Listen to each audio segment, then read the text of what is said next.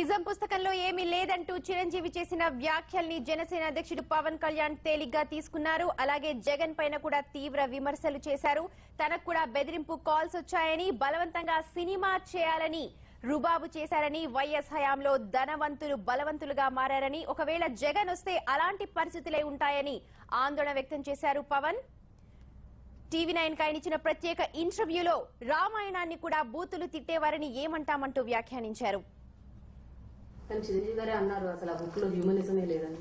హ్యూమనిజమే లేదు. ఏనిజం గురించి మాట్లాడుతున్నారు పవన్, నాకు అర్థం కావట్లేదు. సో మీ అన్నయ్య గారే అంత బ్లేటెంట్ స్టేట్మెంట్ ఇచ్చారు ఆ బుక్ గురించి.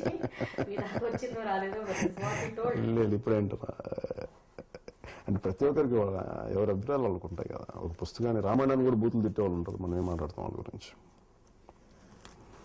ప్రతి ఒక్కరికి వాళ్ళ వాళ్ళ అభిప్రాయాలు ఉంటాయి. అందరూ అంటే మేము రాసింది అర్థం చేసుకోవాలి. వాళ్ళ వాళ్ళ అనుభవాలతో వాళ్ళు చూస్తారు. వాళ్ళకి ఎలాగ అనిపిస్తుంది నేను దాన్ని చూడలేను. టీడీపీ కూడా మద్దతు లభించవచ్చు. నాకు ప్రత్యేకించి నేను చెప్పాను.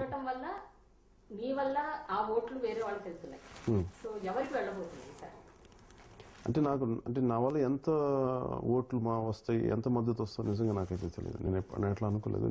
బీజేపీకి ఎంత రావడానికి economic effect చాలా బాగుంటుంది అనిపిస్తుంది. Because somewhere the way he has communicated to entire India is that he is a very strong leader. So బలమైన నాయకుడు కమ్యూనికేషన్ ఉంది. ఇప్పుడున్న పరిస్థితుల్లో రెండు రాష్ట్రాలకు మనకు అనుభవం వ్యక్తులు కావాలి. రిచ్ అండ్ సూపర్ రిచ్ తయారయ్యారు. మేజర్ నా కంప్లైంట్ కోపం ఎక్కడంటే వైఎస్ఆర్ గారి ప్రభుత్వం వల్ల only rich and super rich super rich class start అయింది. అది మన దేశంలో లేదు ఇప్పుడు దాకా.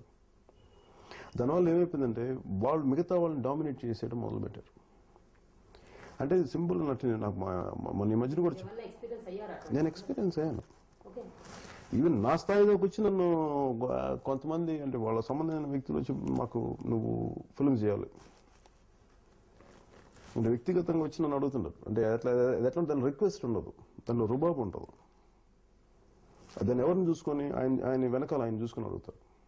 అంటే మామూలుగా ఒక టీ తాగితే చాట్ బండారికి వెళ్ళి చాట్ తింటే బాంబులు వేస్తే చచ్చిపోతుంది.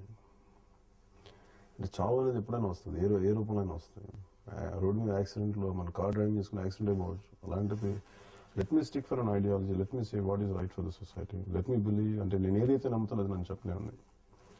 అదే ఎలాంటిది ఏమిటంటే దాన్ని కలిసి వాళ్ళ ఐఎమ్ ప్రిపేర్డ్ ఫర్ ఎవ్రీథింగ్. అంటే అలాగనే నా మీద దాడి చేస్తే నేనేం చేతులు కట్టుకుని కూర్చుంటాను అనుకుంటారా ఏంటి? నన్ను ఎలా డిఫెండ్ చేసుకోవాలో తెలుసు, నాకు కూడా తెలుసు.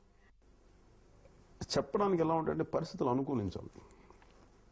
నేను చెప్పిన నా అభిప్రాయాలు చెప్పడానికి దీనికి అంటే అందరు ఎట్లా వస్తారంటే ఇప్పుడు నేను ఫస్ట్ ఫిల్మ్ యాక్టర్.